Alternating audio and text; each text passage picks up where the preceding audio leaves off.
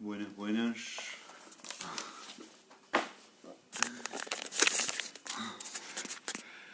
Buenas, ¿cómo va? ¿Cómo están? ¿Qué tal? Aquí estamos, de nuevo en el curso de Cine y Psicología. ¿Cómo les va? ¿Cómo les va? ¿Cómo andan? ¿Cómo les va? Bueno, vamos a ver.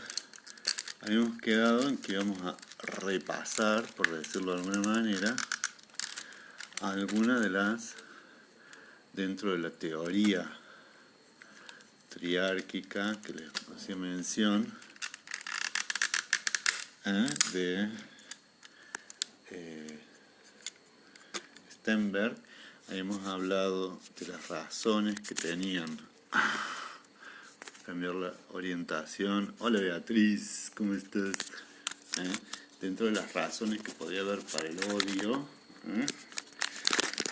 analizar las mismas en dirección a las razones que hay o que se pueden expresar para la generación de intimidad.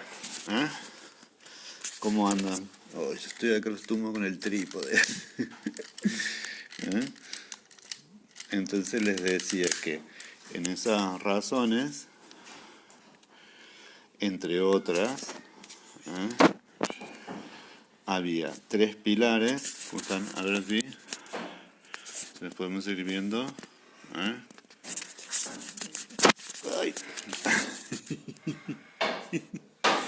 Buenas, buenas. No puedes cambiar el... Voy a cortar y voy a volver a empezar. O vamos a hacer esto. Que es filmarnos de esta manera. Ahí está. Bueno, como les decía, ¿qué es lo que vamos a incorporar ahora de novedoso? Nada que ustedes no conozcan o que no puedan vislumbrar. Ahí estamos. Hoy, si esto se endereza o no. Yo soy medio malo para la verticalidad. Ahí está. ¿Qué te pasa? Que se me cayó el trípode. Ahí estamos. Entonces les decía, habíamos visto nosotros algunas de las razones que tenían que ver con la construcción del odio, ¿no? Una de ellas era la intimidad, y vamos a hablar de las emociones y el compromiso.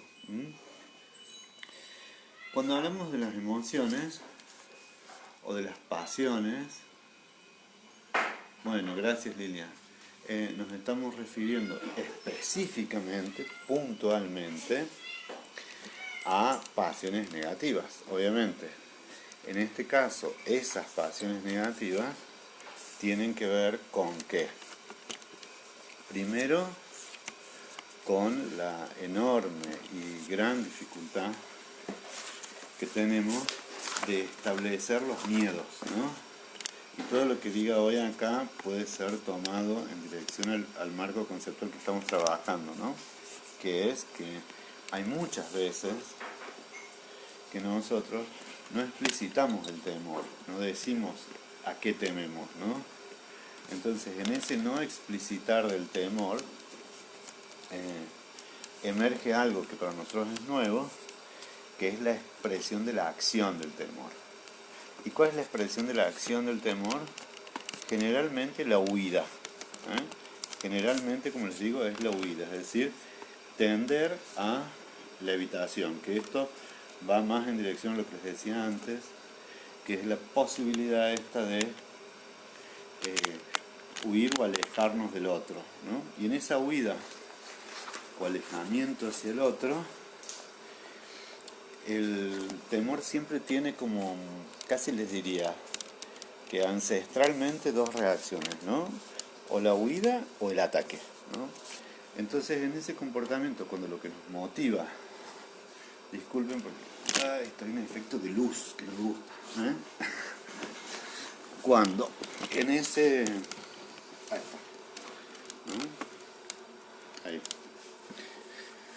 cuando en ese reacción apasionada, además de generar la distancia y los prejuicios, emerge la pasión del enojo, va a terminar en furia. Ahí está, ahí estamos bárbaros.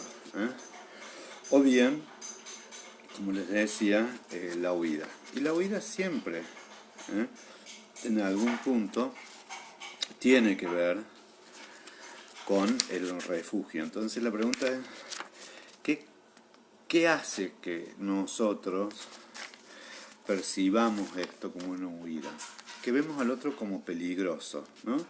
Cuando yo construyo al otro como peligroso, entonces la reacción común va a ser el miedo. En términos emocionales, estoy hablando en términos emocionales. Ya vimos hoy lo de la distancia respecto de la intimidad, que es esto de alejarnos, ¿no? Pero cuando hablamos nosotros del segundo componente, muchas gracias, me trajeron un cafecito.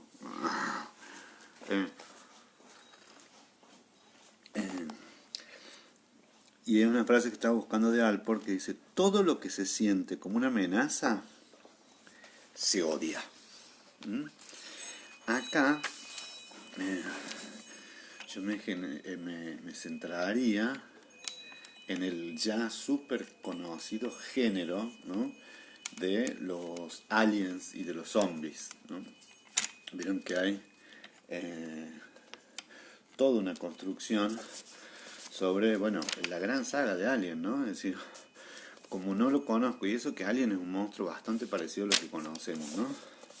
O como Godzilla, como eso que no conozco, lo veo como amenazante. Y vieron que siempre en estas películas de ciencia ficción uno se empieza a preguntar, dice, quizás no te vaya a hacer nada el monstruo, quizás quiera conocerte, pero inevitablemente el destino de esas películas es que emerge el monstruo o de la panza, o es Godzilla o alguien que es desconocido y genera tanto temor en la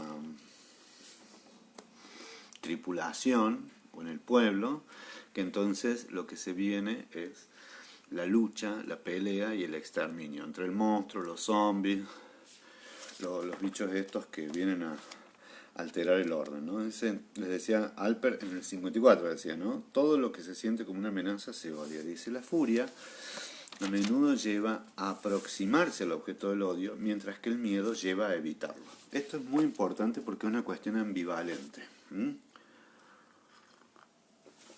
Toda lectura que pueda hacerse, en este caso, de lo que estamos viviendo en relación a lo del virus y a la pandemia, es factible hacerlo. ¿Y por qué digo que es factible hacerla? Porque existen estas dos reacciones, ¿no? Nosotros le tememos, la gente le teme, y a su vez tiene una furia, un enojo. ¿Por qué? Por el encierro, por las restricciones, por las pérdidas económicas, por la imposibilidad de controlar algo que quisiéramos controlar. Entonces, y esto es muy importante, hay que ver que las reacciones de furia y de enojo se depositan, querramos o no, en un objeto, en una persona, ¿no? Tal cual, las pasiones negativas ciegan, las positivas iluminan. Oye, Olga, parece Spinoza, que es un filósofo. Entonces, lo que aquí vuelvo a esto, la furia a menudo lleva a aproximarse al objeto del odio. ¿Para qué? Para destruirle, para pegarlo, para pegarle, para sacarle las tripas. Esta aproximación así de carácter violenta. Mientras que el odio lleva a evitarlo. Y entre esa ambivalencia podemos estar, ¿no? Esto de desafiarme, acercarme esto, y a su vez me distancio porque me da miedo, ¿no? En esos movimientos nos movemos con bastante asiduidad. Lo que aquí se denomina el componente de pasión, o la cuestión de emoción, el odio permite la sobreimposición de un proceso psicosomático de confrontación y de huida, lo que les decía al inicio, ¿no? Eh, por eso es que cuando nosotros estamos iracundos, nosotros violamos el espacio personal del otro. Por eso nos aproximamos demasiado. Por eso cuando estamos iracundos decimos cosas de las que seguramente después nos arrepentiremos, pero mientras las hemos dicho, estamos bajo el influjo de ese descontrol que es bastante desagradable. En ese sentido, ¿te acuerdas que hablábamos a la mañana sobre la propaganda? Bueno, ¿qué hace la propaganda, no? Construye la idea de que el diferente es una amenaza. Es decir, una amenaza en que a perder mi trabajo, es una amenaza para nada, lo que se me ocurra a mí que puede ser amenazante, ¿no? Para el orden de la sociedad como la conozco, para sostener las creencias religiosas, ¿no? Las creencias que tengo en relación a el Estado, o lo político, o la salud, ¿no? Entonces, hay un punto en que, y esto es como interesante, que cuando yo encuentro que el otro es el foco de la amenaza, es muy posible que largue una guerra santa, dicho en términos históricos. O sea, es muy probable que yo quiera eliminar ese enemigo. Esto es lo que, de manera consistente, el discurso que tiene, y esa es la diferencia con la familia, ¿no? Que preguntaban hoy en la mañana, el discurso que va construyendo Mandela es que el otro no es el enemigo, sino que forma parte de esos 42 millones en el año 90 y pico de sudafricanos, ¿no? ¿Por qué? Porque la guerra de los Tutsi contra los Hutus, las guerras por creencias religiosas, tienen un sustento, que es parar la amenaza, y cualquier vinculación con un discurso más o menos paranoico es correcta, lo que el otro supone en términos de amenaza, ¿no? Fíjense, ¿qué es lo que quisiéramos nosotros hoy? Parar el virus. ¿Cómo? Destruirlo. ¿Para qué? Para que no nos amenace la vida. ¿En qué sentido? En el sentido físico, ¿no? Entonces, la verdad, bueno, yo digo pinche bicho porque queda lindo, dicho en mexicano, pero podríamos decir otras guarangadas. Entonces, si nosotros a ese enemigo lo pudiéramos eliminar, o podríamos inmunizarnos que no sea amenazante, disminuiría todo esto. ¿Qué sucede hoy? Tenemos que hacer un esfuerzo por protegernos. Hacemos un esfuerzo que tiene que ver con la huida, no con el ataque. Ahora bien, las emociones de furia y de enojo desaparecen, no. Entonces se ponen contra el otro. El presidente, los ministros, los médicos, el barbijo, así irracional, ¿no? Entonces las guerras santas, las guerras por conquistar y imponer el nazismo en Europa, por lo que fuera, ¿no? Por el petróleo, por evangelizar, hace 500 años. Entonces, cuando yo constituyo al otro como el enemigo y además doy rienda suelta a la furia es servicial, da coraje, el perro y la rabia, tal cual, ¿no? Entonces da mucho coraje, entonces se las voy a reventar. Hay una cosa que a mí me encanta, ¿no? Y la pueden ver todos los días que quieran porque siempre lo dan, que son las novelas de Tolkien, la del Señor de los Anillos, Las Dos Torres, La Comunidad del Anillo, El Regreso del Rey. Es una saga de 3 novelas que las escribió inspirada en lo que sucedía y en lo que se había vivido en relación al nazismo, ¿no? Cómo invadían la Tierra Media y cómo en realidad había que generar una comunidad, la comunidad del anillo, entendiendo que el anillo, por supuesto, era el representante de todo el mal posible y que había que quemarlo, ¿no? Pero sí les mencionaba esto porque está construido, algo que lo he se ha hecho el orco, el monstruo, lo que viene de la profundidad de la tierra, lo que da muchísimo miedo y es fácil de eliminar. O sea, cuando uno ve, además que es genial la adaptación que hace Peter Jackson de la novela, ¿eh?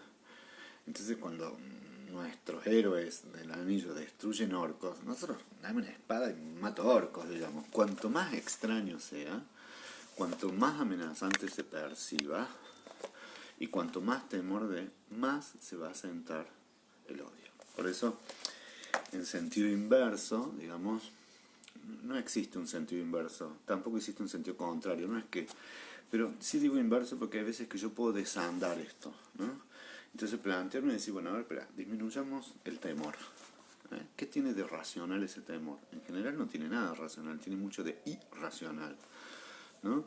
Entonces, para un poco y baja la bronca, ¿no? Entonces, cuando voy haciendo todas estas acciones, lo que voy haciendo efectivamente es deconstruir y tratar de ver al otro no como un extraño y que la emoción no se encauce en contra y con el ánimo de eliminar a la otra persona.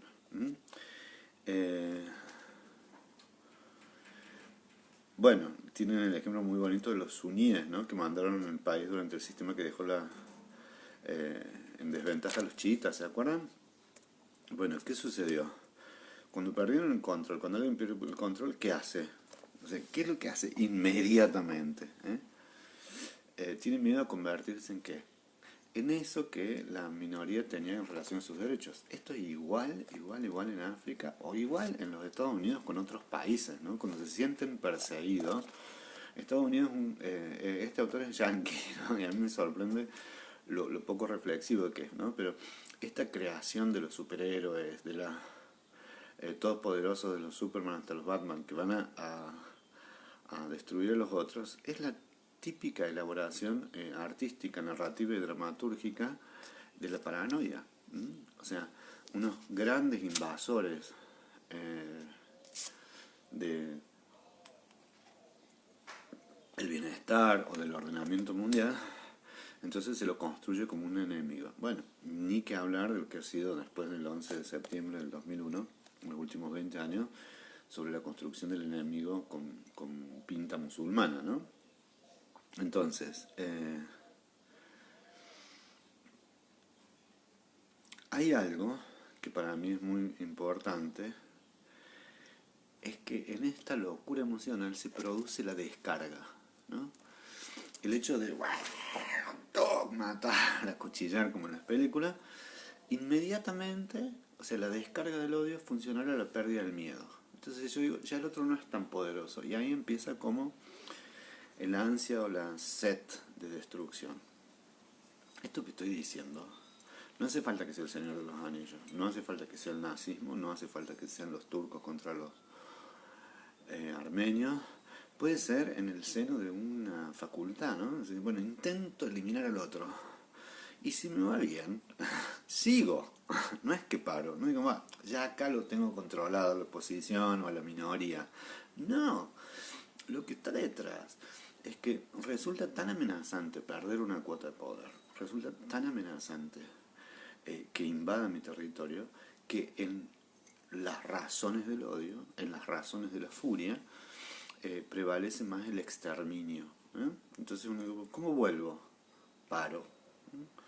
Es decir, son tan terribles los parientes políticos, los parientes de mi yerno, son tan odiables, ¿no? Pero cuando hay gente que es amable, otra gente que es odiable, son tan temibles, ¿por qué se le pregunta?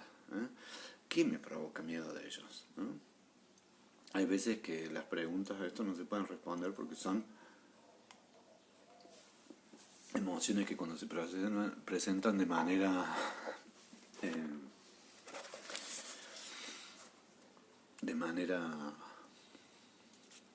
masiva, esa es la palabra que buscaba, desorganizan la razón, ¿no? Como la angustia, ¿no? Entonces desorganizan la razón y producen actos impulsivos, ¿no? ¿Qué decirles si además, miren, sumémosle esto, en términos emocionales, hay como esta situación, miren, yo lamentablemente nunca pensé yo iba a tomar estas películas, pero nunca pensé que tan rápido y tan adecuadamente se iba a compasar. Vieron que a veces que nosotros ya creo que este es el cuarto director que estamos viendo, sí, no me acuerdo, pero fue, sí, el cuarto me parece, González Iñárritu, Baz Luhrmann, Lasse Hallström y esto. Nosotros normalmente estaríamos al final de año. Bueno, esto cambió, no importa. Pero digo, me sorprendió cuando yo estaba en esto que había planificado hace, nada, 8 meses, o 6 meses, la vigencia que tenía justo en este momento. Digo, pero no en el momento de la pandemia, sino justo en este momento. ¿Por qué? Porque hoy lo difícil es que además el odio, la bronca, ¿no?, la ira y el temor se ven incrementados y se va a proyectar contra alguien. No tengan dudas, contra algún grupo se va a dar. Porque siempre pateamos el animal que tenemos más cerca. ¿Sí? ¿Vieron? Por eso los hijos por ahí cuando se embolan, ¿contra quién nos ligamos? Los padres. Y otras veces los hijos, pobres, vienen los padres desquiciados, ¿contra quién nos ligan? Los hijos. Los que están próximos, las madres, ¿no? La pareja. No somos tan creativos, porque además el vecino, porque si además tuviéramos que ir y descargar la bronca y el odio contra alguien que está a nada, qué sé yo, 1,5 kilómetros, en caminar ese 1,5 kilómetros capaz que ya bajó la emoción del odio, porque el odio necesita su descarga y baja, el miedo es más constante. Entonces les decía, si a esto le sumamos que se acumule una frustración, por eso les decía que ahora a 6 meses casi, no sé, que yo 5 meses, ¿no?, desde marzo hasta ahora, 6 meses, le sumo la frustración, entonces el otro pasa a ser el culpable de la frustración que me produce a mí. Y toda frustración produce tristeza y enojo. Entonces se disocia esta emoción, por ahí no nos acercamos a la tristeza como emoción básica, digamos, ¿no?, que estaría puesta en juego en este momento. Entonces nos desvinculamos de eso, lo disociamos y nos quedamos con el componente más jodido, que es, sin lugar a dudas, el odio, la furia. Entonces, frustrado, no hay mejor candidato, que el otro, que el gobernador, que no digo que no se lo merezcan muchas veces, o que el presidente o lo que fuera, para que si yo me quedo sin laburo, si yo gano menos, etcétera, como al bicho, al COVID, no le puedo descargar el odio, el origen. Entonces será al epifenómeno más cercano. ¿Cuál es el fenómeno más cercano? El que parece que es el mismo. De la pandemia, la cuarentena. ¿Cuál es el que sigue en la cadena esta de la cuarentena? El que la dispone, ¿no? La acción del gobierno, la acción de... Y no una defensa del gobierno, no, estoy diciendo cómo se va. Entonces, ¿a dónde voy a proyectar la bronca, la emoción de la furia? Hacia lo que tengo tangiblemente más cercano. Podrá ser el guardia que tengo cerca, el vecino, y voy subiendo, ¿no?, el agente sanitario, el presidente, lo que fuera, que por supuesto se construye sobre, y acá vuelvo, estos planos de cercanía y de lejanía que hablamos antes en relación a la intimidad. Obviamente va a ligar más, por decirlo así, va a cobrar más fuerte el que esté más distante en mi campo de aproximación emocional, de intimidad. Entonces, ¿en qué sentido digo esté más distante? El que yo sienta como más ajeno, aunque esté más próximo físicamente, ¿no?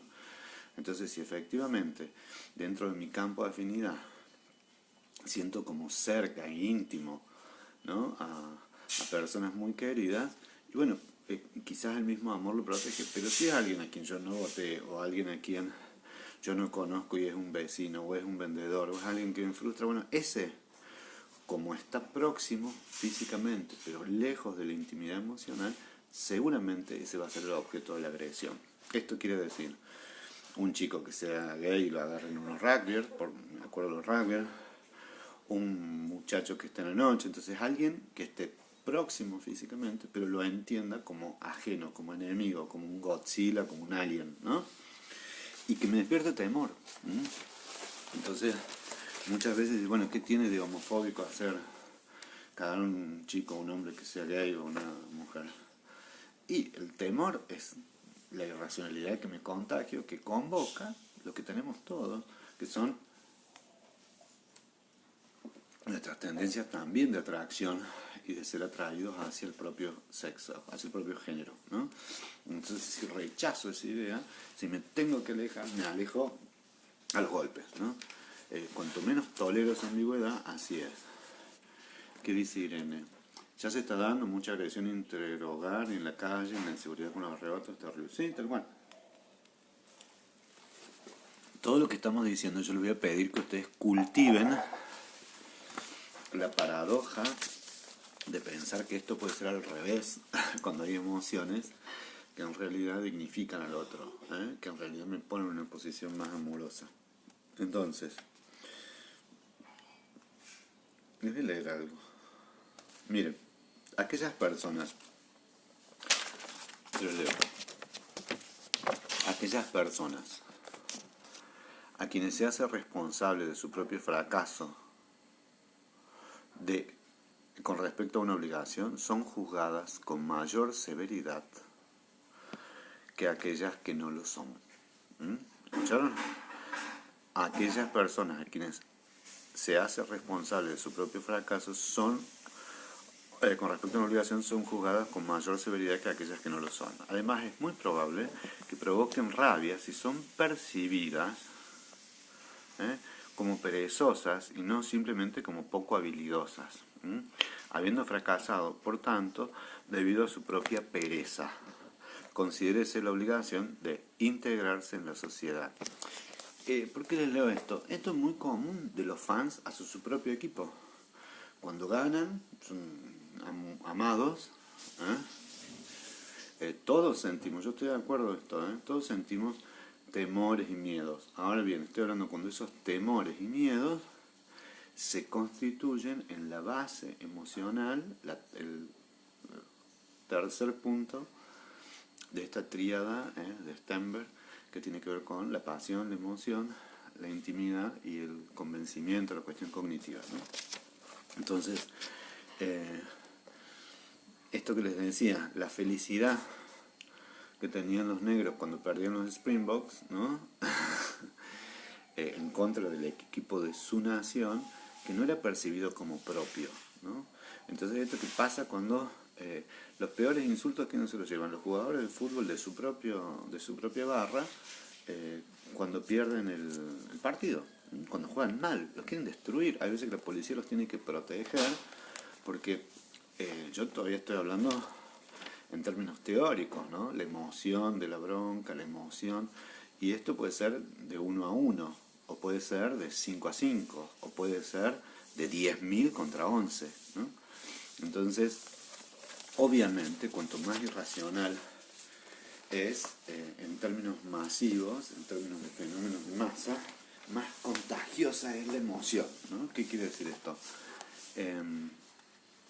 Mucho más potente, ¿no? Es la alegría cuando la compartimos. ¿Vieron? Cuando la gente gana un mundial, ¿qué hace? Se va a la calle, manifiesta toda su alegría. Todo lo contrario a lo que le estoy diciendo. O sea, nos abrazamos. Estas publicidades que cualquiera pasa a ser un hermano, capaz de un energúmeno que no estarías ni 15 minutos al lado. Pero en términos del contagio emocional, esa alegría es contagiosa, que es una euforia. Ahora bien, el odio, la ira, también es contagiosa.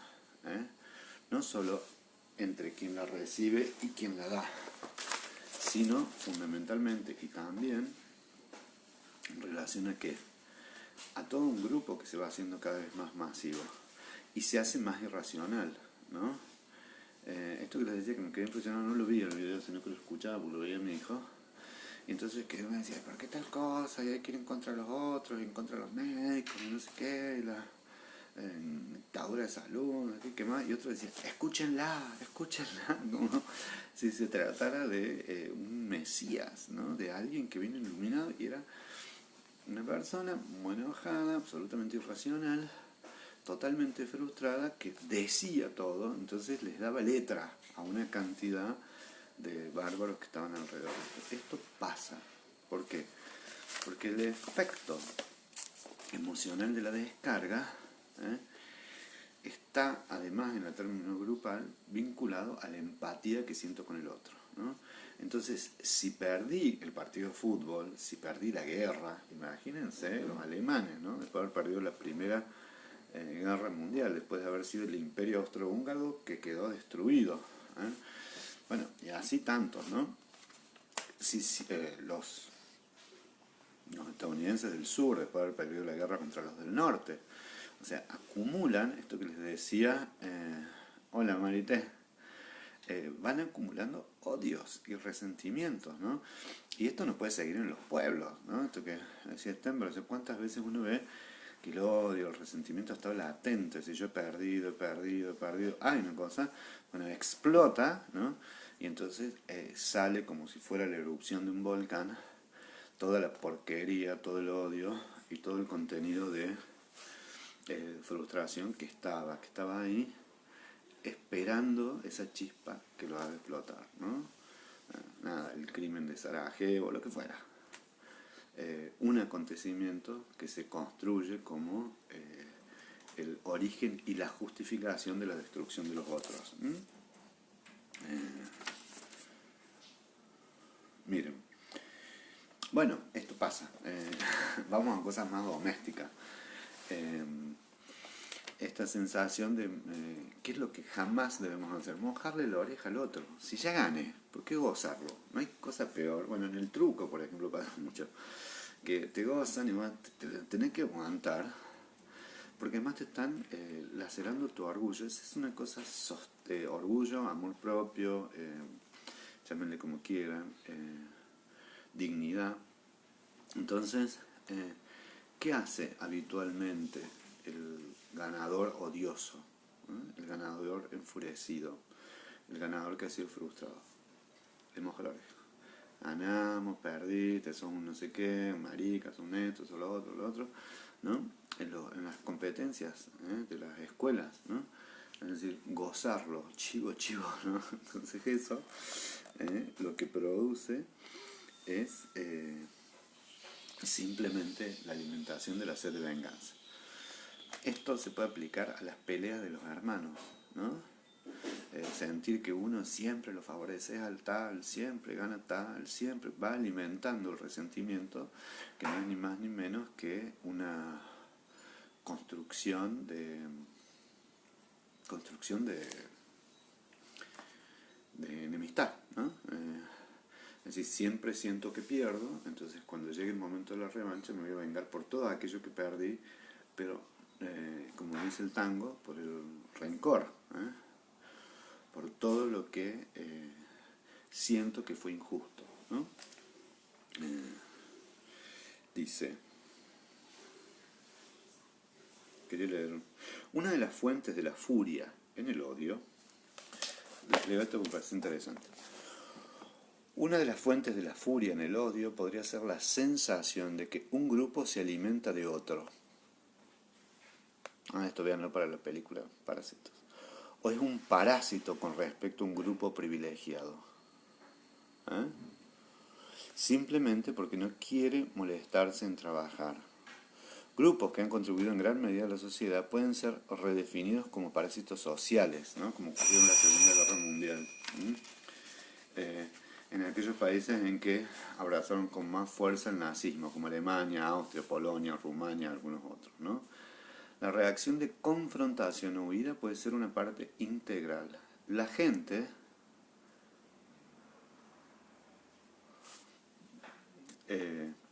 Nidia, me parece desgraciadamente que tenemos que entenderlo, debemos llevarlo a nuestra realidad cotidiana. Me duele que estemos así. Yo te diría una cosita, Nidia. ¿Por qué este tema funciona con el nazismo? ¿Por qué funciona con lo de la pandemia? ¿Por qué funciona con los Tutsi contra los Rwanda, contra los Hutus? Porque es parte de la condición humana. ¿Por qué puede aplicarse transculturalmente? Porque lamentablemente tenemos que vernos con aspectos que tienen que ver a la condición humana en donde estas cosas se han puesto en juego, ¿no? Porque podríamos tomar, miren, los egipcios cuando esclavizaban al pueblo israelita, podemos ver los romanos con la cantidad de improperios que hicieron por todos lados, los yanquis con otras cosas, y el bullying es eso. Uy, qué buena pregunta, Olga. El bullying es el ejemplo del ira y la furia en el odio, ¿no? En querer, aún el que está perdiendo, destruirlo.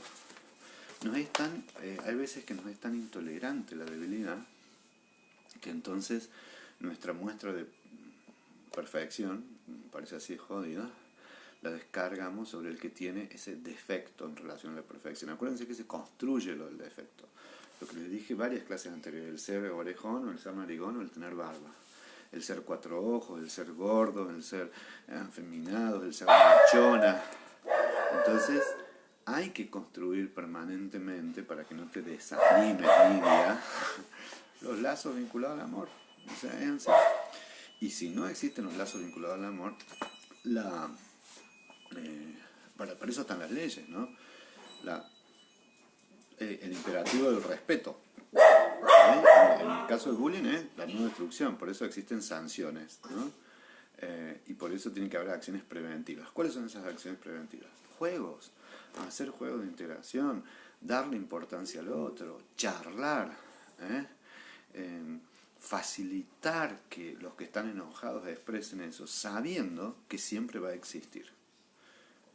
Lo que tenemos que hacer es tratar de generar lo que vamos a trabajar próximamente, la empatía, tratar de trabajar los componentes compasivos, tratar de trabajar los componentes que generen comunidad, que generen lazos de fraternidad, disminuyendo algo que está siempre presente, que es la rivalidad y la competencia, transformándola en gesta, vieron, en gesta deportiva por ahí, como esto de los Springboks. Hay una cosa que es muy bonita, es un detalle, una escena pero de 1 segundo y medio,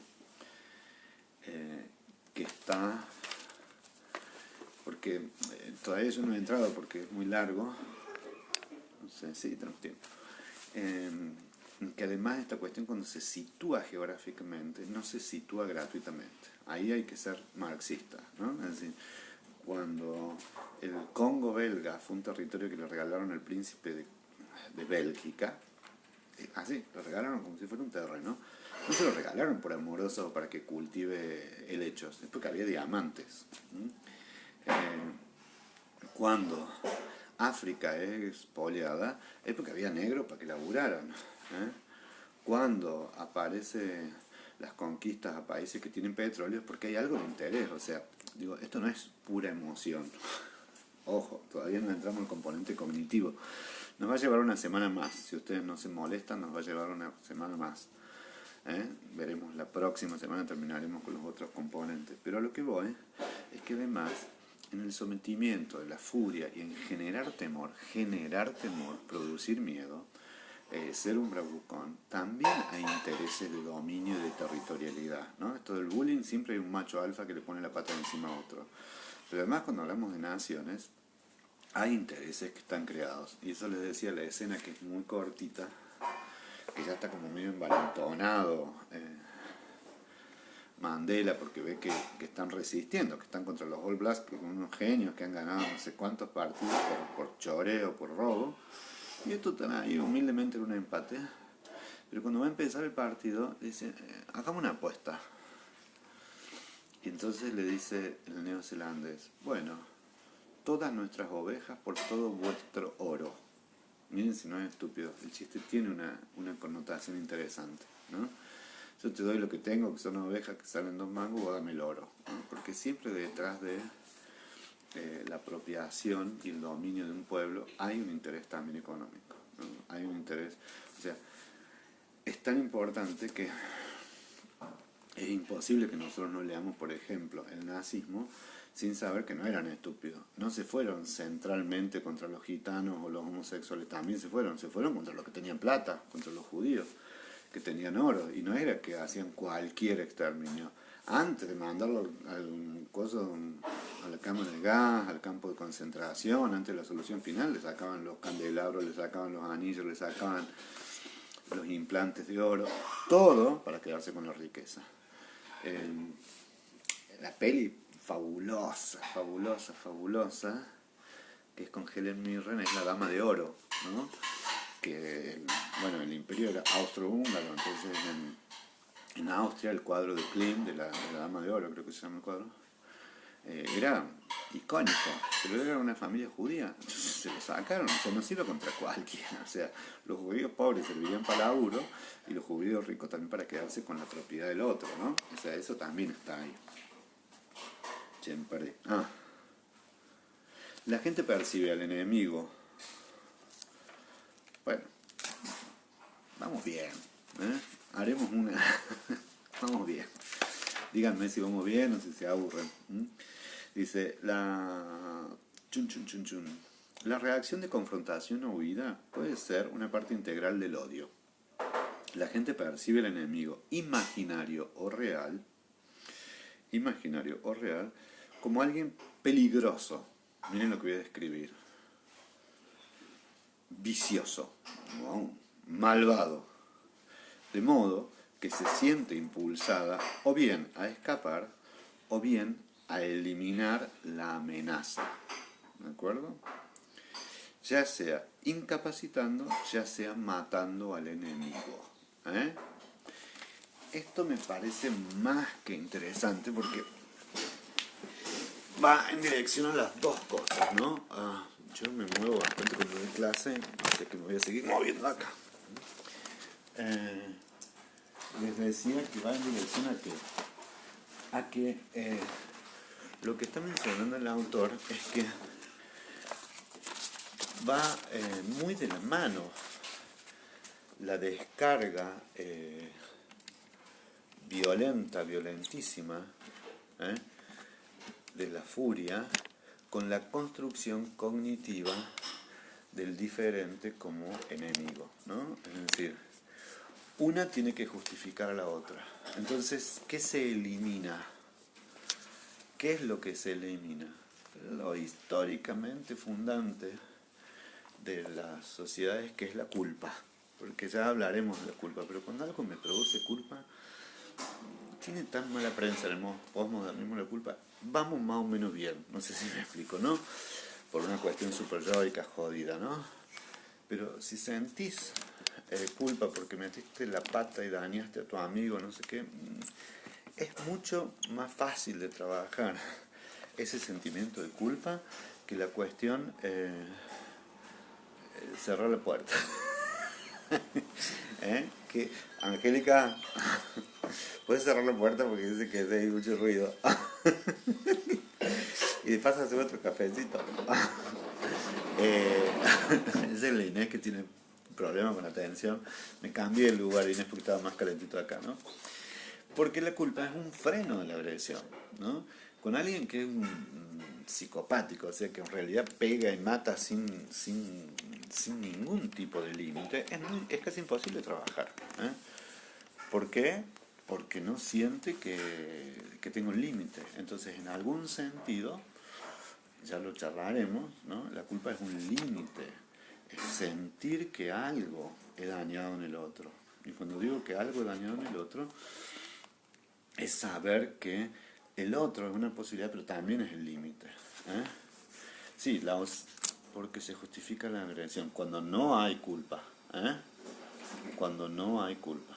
Bueno, Angélica estaba guardando los platos, che. Bueno. Entonces, la gente percibe el enemigo imaginario o real como alguien peligroso, vicioso, malvado, de modo que se siente impulsado o bien a escapar o bien a eliminar la amenaza, ya sea incapacitando o ya sea matando al enemigo. Esto está en la base del full, ¿no? Del daño del juego sucio, ¿no? Es decir, que entra en la competencia con la pata quebrada, lesionado, producirle un daño. Cuando las personas reaccionan con violencia, esta puede a su vez engendrar más violencia.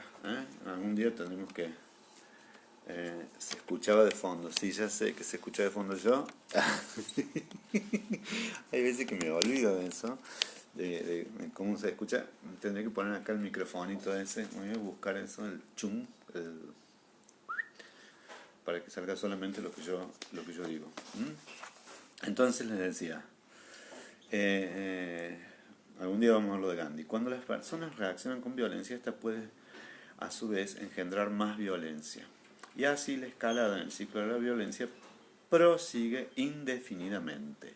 En Medio Oriente, la violencia entre israelíes y palestinos escala con cada acto de agresión, pues una parte se venga de la otra en una oleada de conflicto que no deja de aumentar. Eso es sí, esto es así tal cual. Le sumaría otra cosa, que esta cuestión que menciona él de Medio Oriente tiene un plus, lo que les decía antes, que si ustedes leen y ven los mapas de Palestina y de Israel a lo largo del tiempo, bueno, van a ver que no es casual esto, sino que Israel fue creciendo más y Palestina fue haciéndose más chiquito. Así siempre hay una motivación de algo que está en disputa. Entiéndase el oro, entiéndase... Se ha hecho toda una polémica angélica por los ruidos tuyos, que si basta cerrar la puerta, que por qué no vuelvo al lugar de antes. Angélica es una santa que vino más tarde, entonces ella está trabajando a la tarde, lavando una pila de platos. Bueno, entonces les decía, siempre hay que buscar también que en el sostenimiento de estas emociones hay intereses, que es lo que vamos a trabajar en la próxima. Dice, la pasión, dado que muestra características similares a la de una motivación adquirida, y estas motivaciones adquiridas, ¿qué son? Esto es toda una teoría de la motivación adquirida, ¿no? Dice, comienzan con una fuerza positiva hacia ella, la cual tiende a hacer que aumente nuestra motivación. Esto que les digo, si a mí me fue bien cacheteándolo, hablando del bullying, ¿no? Digo, para que tengamos ejemplos de la vida cotidiana. Y con eso consigo hacerme de la merienda. O consigo que si yo soy el que produzco, sí, tal cual lo que hicieron en el poder, consigo que me teman porque soy el más maleante de mis compañeros de grado. Entonces consigo que hago así y me quedo con la merienda, con la factura, o le saco plata, o hago que me haga deber. Entonces ya ahí esa es una motivación adquirida también. Es decir, no solo la bronca, porque muchas veces los chicos que producen el bullying son muy frustrados, con muchísimos problemas, y son seguramente maltratados también como criaturas en otro contexto, en la familia, en la casa. O sea, hay casi les diría que, ¿cómo podemos decirlo? Vínculos violentos que después reproducen en la escuela, ¿no? Eso es por un lado, porque nunca son tan sencillos, siempre hay que abordarlos de manera sistémica. Pero cuando produce esa descarga, o sea, ya se descargó contra uno más débil, consigue un beneficio. Entonces esto produce esta retroalimentación y esta motivación.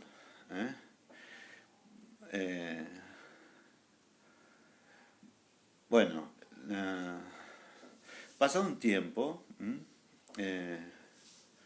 acá hay como dos cosas, ¿no? Cuando uno empieza a fumar, o con la cafeína, o con la droga, o con la heroína, al principio consumir esto nos da como mucho placer. Pero después hay una curva, ¿no? En este sentido de las motivaciones queridas, que va bajando, entonces necesitamos más cocaína para el mismo efecto. Necesitamos más puchos para sostener el mismo efecto, más alcohol, etc. Con el tema de la violencia pasa siempre más o menos lo mismo, ¿no? Lo que en un momento sádicamente dio placer, por eso se incrementa tanto, en algún momento se necesita más para tener el mismo registro placentero que dio esa primera vez, ¿no? Hola Norma, querida, ¿por dónde andas? ¿Por Córdoba o con tus hijos? Viendo por ahí, una china. Entonces, ahí sí que necesito, o sea que ya la misma cantidad de estímulo, el mismo daño que producimos no alcanza, entonces aumentamos la dosis, entonces no para. En ese sentido, dice la pasión, en el amor puede ser adictiva. En el amor pasa lo mismo, ¿no? Miren que al principio, un beso, verte, escucharte la voz, un susurro, me excita, me pone loco, me llena de ratones, me caliento, y después me dio un beso, me trajo flores, entonces, ¿y qué tal? Me cambió el peinado, te sirvió la mesa, todo con vela, todo lo que quiera y no produce el mismo efecto. Esto sucede en todos los sentidos, ¿no?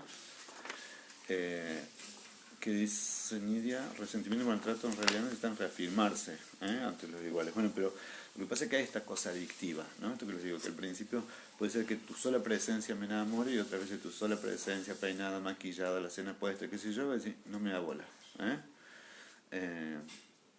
Pasa lo mismo con la violencia. Tal cual, el que es violento tiende a violentar a no ser que haya otro la estructura de o bueno, después nos hablemos por privado normal.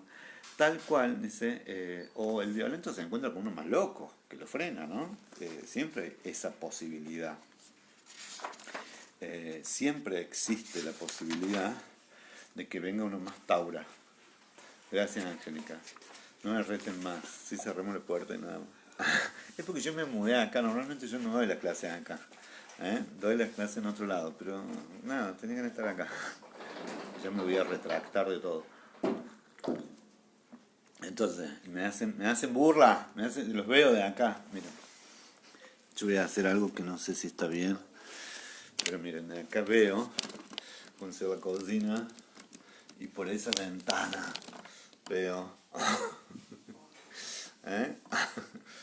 que me hacen burlar.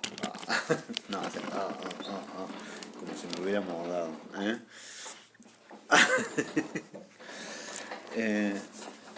Che, no, tranquilo. ¿Y aquí no te para dónde está el microfonito ese? No, me voy a tener que ir a comprar eso. Me voy a ir esta tarde a comprar. Tienes razón, Inés, tranquila, no pasa nada. Folclore es parte de lo que pasa en estas épocas, tranquilo. Entonces, estamos con esto de que por ahí necesito aumentar la dosis cuando pase el tiempo para que me produzca ese efecto, ¿no? Esto que les decía de produce, por eso es buena la película de Invictus, produce en el fútbol, en el rugby, ¿sí? No te alcanza una victoria, querés 2, querés 3 copas, entonces cuando perdieron una copa, después de haber tenido 4, los quieren matar, y decís, loco, ¿qué pasa? Si racionalmente mi equipo le fue súper bien. Gracias, esta es del sur de Chile. Me encantan las tazas, la China me regaló una, después les voy a mostrar cuál fue la taza que me regaló la China. Entonces les decía, no alcanza. Entonces esa cantidad de victorias increíbles no les es suficiente. Entonces tienen que tener más victorias para mantener el éxtasis, digamos, de las barras, de las hinchadas, ¿no? Necesitamos más y más de aquello que satisface nuestra ansia.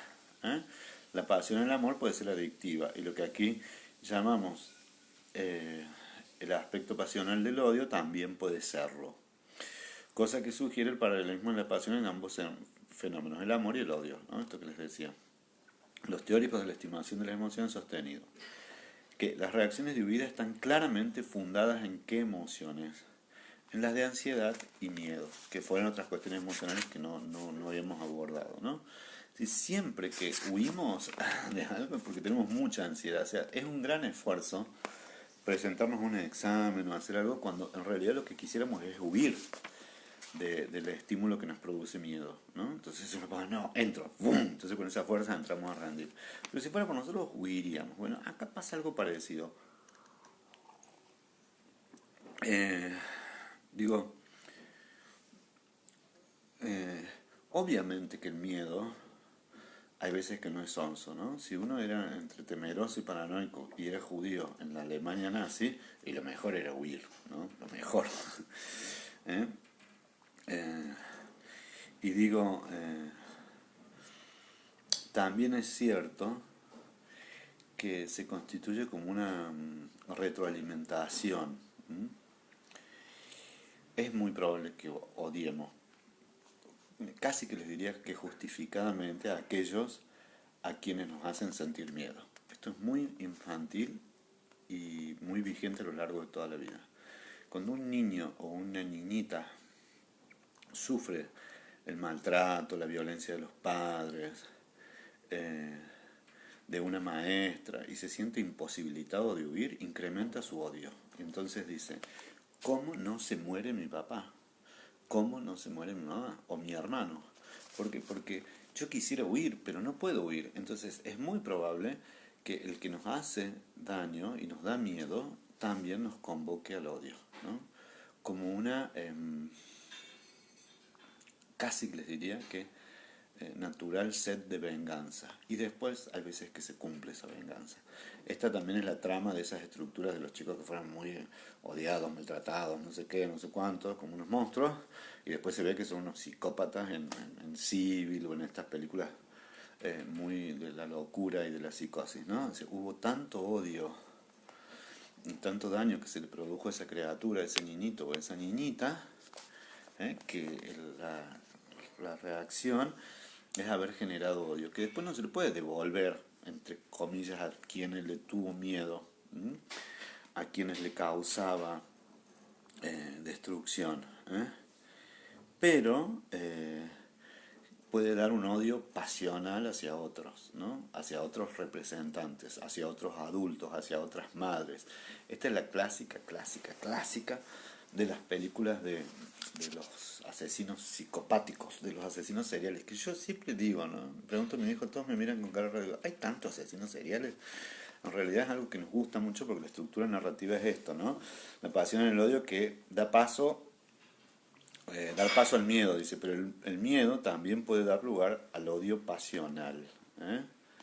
Eh, Esto que les digo, y que me parece que es importante, eh, es... Y acá lo voy a... ¿Por qué es tan duradero el odio? Porque si yo le he temido mucho y no he podido revertir esto, espero, hasta poder ver pasar el cadáver de mi enemigo. Digo que dice, siéntate en la puerta y verás pasar el cadáver de tu enemigo. Hay veces que uno no tiene tiempo para sentarse en la puerta. Pero pasan los años, pasan, y cuando aparece la oportunidad, hay veces que la sed de venganza se sacia, ¿no?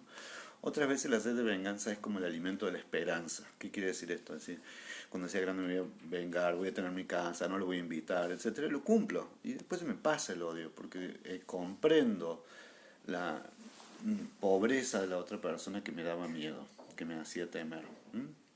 Pero otras veces se ha construido tanto temor y al lado de tanta furia que termina la venganza, ¿no? Entonces puede pasar mucho tiempo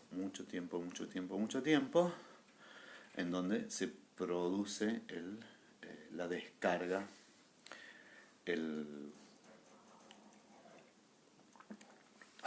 me sale la palabra despecho, pero no es despecho, la revancha, bueno, la revancha. ¿Eh? Despecho no, revancha, bueno, la descarga, esto pasa mucho, ¿no? En esta transmisión generacional de los odios, ¿no? De las humillaciones, ¿no? Entonces, yo lo he vivido, yo viví en Alemania, o sea, y veía chicos de mi edad que se sentían culpables. Ay, muy bien, Vivi, la retaliación, mierda, por lo que habían hecho sus padres o sus abuelos, en realidad no tienen nada que ver, pero bueno, se sentían culpables como miembros de esa sociedad o parte de ese linaje o de esa familia, ¿no? Esto que en algunos casos produce vergüenza, produce temor, en otros produce esta cosa de vendetta, ¿no? De revancha, no me sale la palabra, en donde generación tras generación, aún habiendo desaparecido o equiparado las percepciones de injusticia o de frustración, porque lo que decía antes, la frustración o la injusticia arma, construye estas emociones, ¿no? Entonces decir, bueno, tenemos que tener nuestra oportunidad de ganarle a los alemanes, de hacer tal cosa, ¿no? Entonces, puede que lo vea desde los dos lados, ¿no? O considero como infrahumanos a los herederos de estos, siguen siendo una porquería, estos judíos, no sé qué, o lo que fuera, ¿no? Los negros, o los gays, o lo que fuera, o los hijos de tal, ¿eh? Y en ese sentido, o tengo que vengarme porque estos son los hijos de los nietos de tal cosa, ¿no? Eh, en, en esto hay una construcción también muy narrativa, muy cinematográfica, muy no sé qué. Esta construcción, vieron que los yankees siempre hacen películas, en una vez los malos son los japoneses, ¿eh? Eh, otras veces son los alemanes, ¿eh? Para mí, la película que explica esto es fantástica. Y si alguna vez se la bancan, lo vamos a hacer un año con Tarantino, ¿no? En los... oh, Bastardos sin Gloria. Miren qué palabra. Bastardos sin Gloria. Es brillante esa película. ¿Eh? En donde está esta construcción de que efectivamente si mataron a mis padres, mi venganza va a ser en el cuerpo o en quien lidera de quien me mató a los padres, ¿no? Y a sus representantes. Entonces así puedo concatenar esto. Pasa, miren, es increíble lo mucho que uno puede aprender, ¿eh? No solo en las relaciones individuales o familiares, sino también en el amor. Es decir, hay veces que yo quiero un tío o una tía solamente porque era querido en mi familia. Entonces de entrada estoy dispuesto, ¿eh? Y le tengo cariño, le tengo una disposición positiva, ¿no? Entonces digo, sí, y los familiares en tal lado, y bueno, porque hablaron tan bien, dijeron cosas tan lindas, y yo ni la conozco, ni la conozco. Entonces, esto que les digo de esto de prestarse, cuántas veces los problemas entre los hermanos son por odios prestados, ¿no? Se identifican con un padre, con la madre, y entonces ahí en esa identificación, odio hacia el otro cónyuge por algo que no es propio, ¿no? Bueno, también sucede en el amor, ¿no? Eh,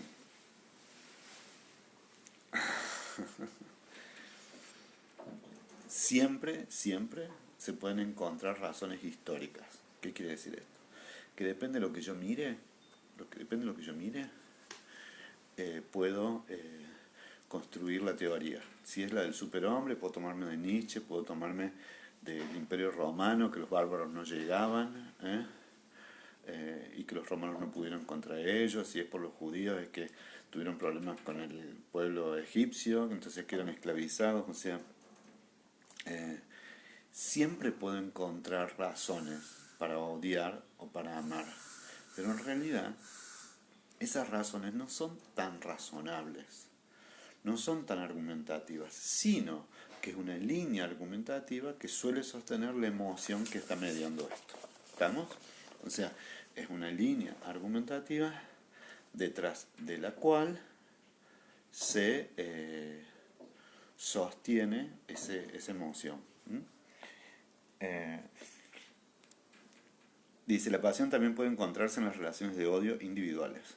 Por ejemplo, una persona puede sentir un odio pasional hacia alguien que ha cometido un daño contra él o contra su familia. Lo que les decía, los crímenes pasionales contra individuos se cometen a menudo bajo la experiencia repentina del odio, como resultado de que uno mismo o alguien cercano ha sufrido un daño grave, ¿no? Lo de la vendetta.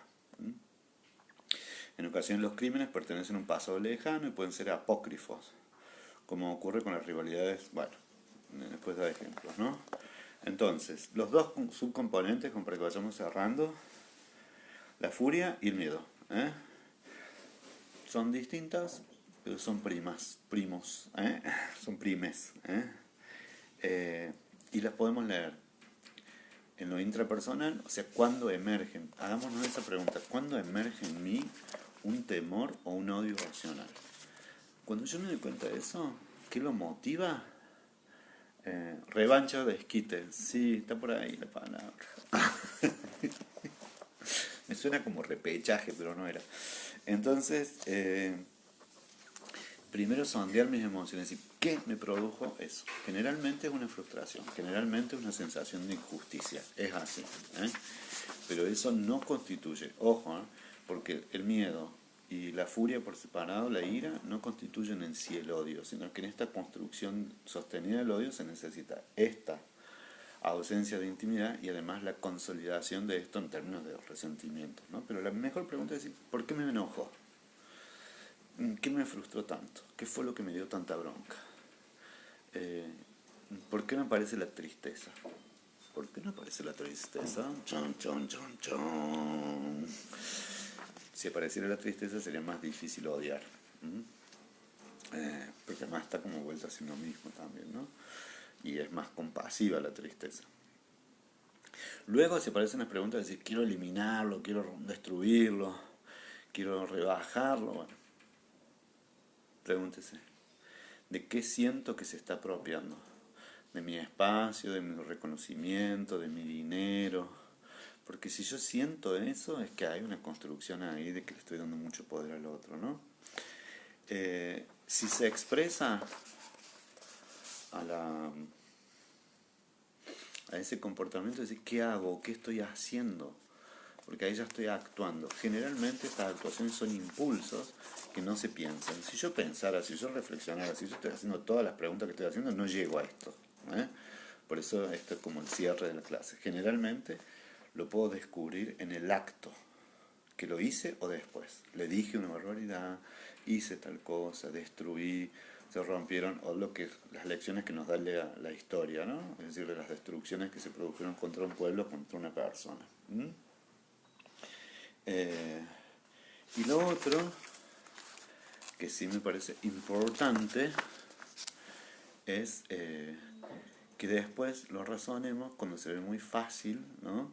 En los grupos, ¿eh? Porque nosotros compartimos estas reacciones, son del sistema límbico, ¿no? La amígdala,